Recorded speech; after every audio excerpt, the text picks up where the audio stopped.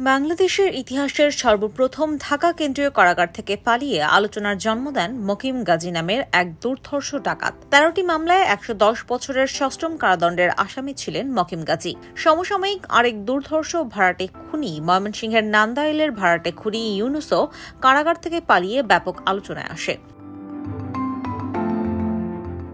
ঘটনাটি নিয়ে জনপ্রিয় কথাসাহিত্যিক হুমায়ূন আহমেদ তার মাটির পিঞ্জিরা নাটকে খ্যাতিমান অভিনেতা আসাদুজ্জামান নূর নান্দাইলের ইউনুস চরিত্রের নাম ভূমিকায় অভিনয় করেন।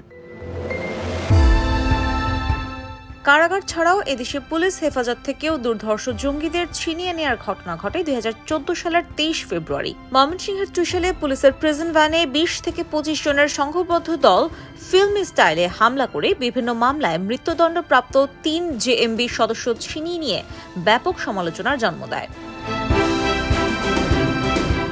দুর্ধর্ষ এই জঙ্গি ছিনিয়ে নেয়ার ৮ বছর পর খোদ রাজধানী ঢাকাতেই আবারও ঘটে মৃত্যুদণ্ডপ্রাপ্ত ২ জঙ্গি ছিনতাই ঘটনা। ২০ নভেম্বর ২০২২ সালে ঢাকার চিফ জুডিশিয়াল ম্যাজিস্ট্রেট কোর্ট এলাকায় পুলিশের চোখে পিপার স্প্রে দিয়ে নিষিদ্ধ ঘোষিত আনসার আল ইসলামের সদস্য ফাঁসির দণ্ডপ্রাপ্ত ২ আসামিকে ছিনিয়ে নেয় জঙ্গিরা। সর্বশেষ বগুড়ার কেন্দ্রীয় কারাগার থেকে বুধবার ভোরে ৪ মৃত্যুদণ্ডপ্রাপ্ত আসামি পালানোর ঘটনায় দেশব্যাপী কারাগারের নিরাপত্তা নিয়ে সমালোচনা শুরু হয়েছে। ব্রিটিশ আমলের ১৪০ বছরের পুরাতন কারাগার বলে আসামিরা ছাদ ফুটো করে পালাতে পেরেছে বলে জানিয়েছেন অতিরিক্ত IG prisons.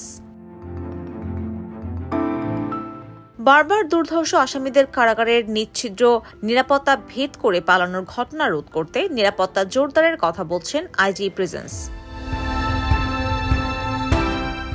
IBTV USA News Desk।